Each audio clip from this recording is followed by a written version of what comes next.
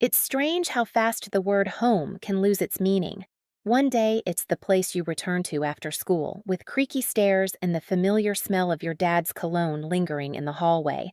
And the next day, it's nothing more than a memory, cold, locked, and silent. I learned that at 17. I wasn't a problem child. I didn't sneak out or fail my classes. I didn't party or break curfews. I was the quiet one, the one who stayed up late drawing and scribbling in journals, who helped my mom in the kitchen and always remembered to take out the trash without being told. My brother, on the other hand, Ethan, was loud, messy, impulsive, and somehow the sun around which the entire household orbited. He was a rising high school athlete. Everyone in town knew his name. Coaches called. Scouts came to watch his games.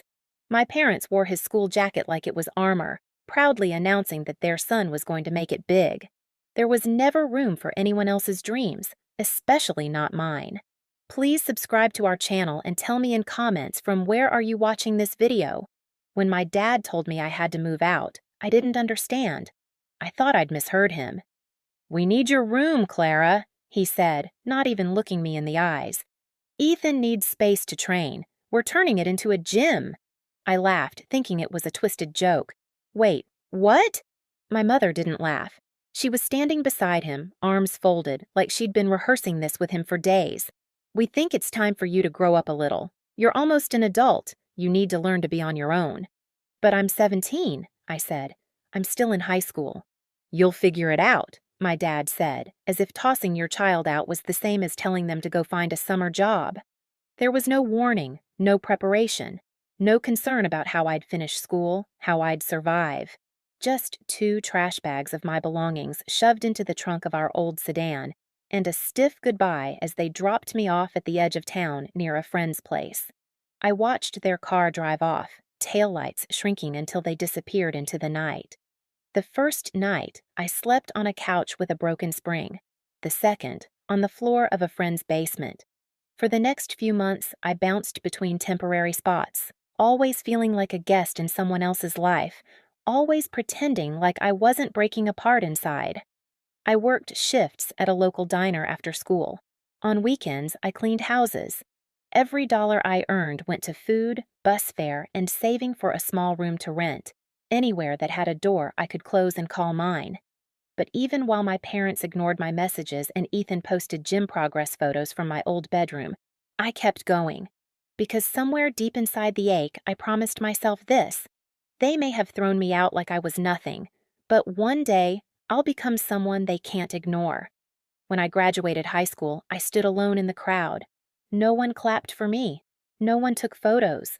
My cap and gown felt heavy with disappointment. But it wasn't my own. It was the weight of their absence, their choice, their rejection. And I used it like fuel. I got into a community college with a small scholarship and juggled 2 jobs to cover rent. While other students went to parties and road trips, I was designing websites at night for local businesses. I taught myself how to code, how to manage clients, how to sell. My first big break came from a client who loved my branding so much, he recommended me to 5 others. That was the start. By the time I was 21, I'd launched my own design firm. What started as a laptop and a borrowed desk in a shared apartment had grown into a real business with real clients and revenue. I moved into a small but cozy apartment, bought my own furniture, nothing fancy, but it was mine. I didn't tell anyone back home. They didn't ask. It wasn't until I was 24 that I saw the listing, a 2-story commercial building in my hometown. A little rundown, poorly marketed, but full of potential. It was on the same street I used to walk down to get to school, only 5 houses away from my parents' house. The same house they kicked me out of 7 years ago. The price was below market. The seller was desperate. I had enough saved to make an offer, so I did.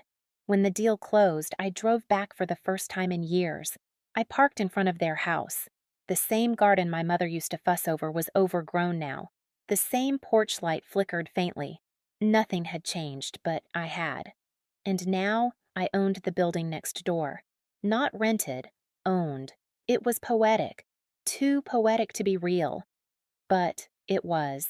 That night, I walked through the dusty halls of the building I now owned, thinking about every night I spent crying myself to sleep on someone else's floor, thinking about the couch that hurt my back for months, the bosses who underpaid me, the moments I wanted to give up but didn't.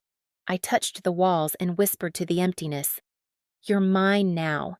Every inch, every floorboard, every window. I didn't buy the building out of revenge. I bought it because it reminded me of me, overlooked, unwanted, full of potential. And I knew exactly what I'd turn it into. And my parents? They had no idea.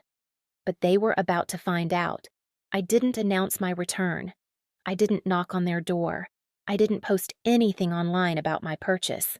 I let the silence linger, knowing that sometimes the best revenge doesn't come with fireworks. It comes with quiet transformation. The building needed work, a lot of it. Cracked walls, flickering lights, water damage in one corner. But I saw past the flaws. I hired contractors, interior designers, electricians. I designed the floor plan myself, dividing the space into creative offices, co-working areas, a conference room, and a sleek, minimalistic studio. My vision was clear. It would be a space where young creatives, entrepreneurs, and dreamers could build from nothing, just like I did. While the renovation went on, I bumped into people from my past, old classmates, teachers, even neighbors who used to pretend not to see me after I was kicked out. Most didn't recognize me at first. The quiet, overlooked girl had become someone they now paused to notice. Polished, confident, and entirely unbothered by their hesitation. Some offered polite smiles. Others asked what brought me back. I simply said, "I'm building something." And build I did. 6 months later, the building was finished. I named it The Foundry, a place where raw ideas could be forged into brilliance.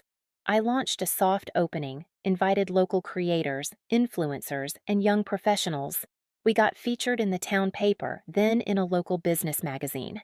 We even held a Young Entrepreneurs Gala and invited speakers from nearby cities. It was a hit.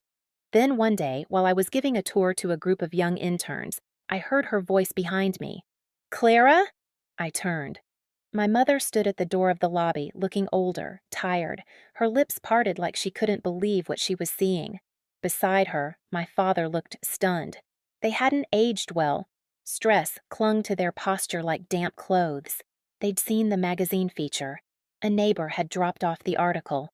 I held my head high, smiled warmly, the kind of smile you give someone who once slammed the door in your face. "I didn't know you were back," she said, her voice fragile. "I've been back a while," I replied. They looked around, trying to make sense of the polished glass, the murals on the walls, the busy hum of creatives working in what used to be a forgotten building. "This is yours?" my father asked. "All of it," I said. "Bought it outright, rebuilt it from the ground up." Silence stretched. My mother's eyes welled up. "We didn't realize that I was worth something," I finished for her. "I know." My father cleared his throat, but he didn't speak. My mother tried again. "We regret what we did, Clara. We were under pressure. Ethan needed space.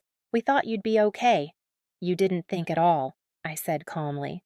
"And that's okay, because your choice forced me to build a life. You just didn't expect I'd build it this well."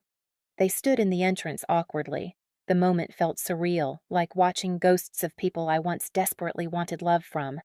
But I didn't feel hate. Not anymore. I felt freedom. Then Ethan walked in, still tall, still muscular, but no longer the golden boy. An injury had ended his sports dreams.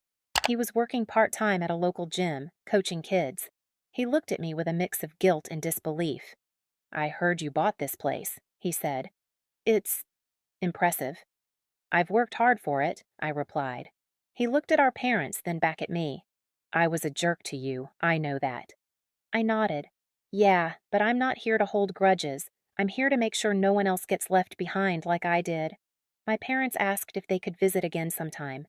I told them the Foundry was open to the public. Just like anyone else, they could attend events, workshops, maybe even book a room. But I didn't invite them to dinner. I didn't offer hugs. I didn't pretend everything was okay, because it wasn't, but it didn't need to be. I had built something greater than revenge. I had built peace, and that peace didn't need their approval. It just needed me, standing tall in a building they once thought would never belong to someone like me. Now, now I own it, and they can watch from across the street, just like I watched them leave me behind all those years ago. Please subscribe to our channel and tell me in comments from where are you watching this video.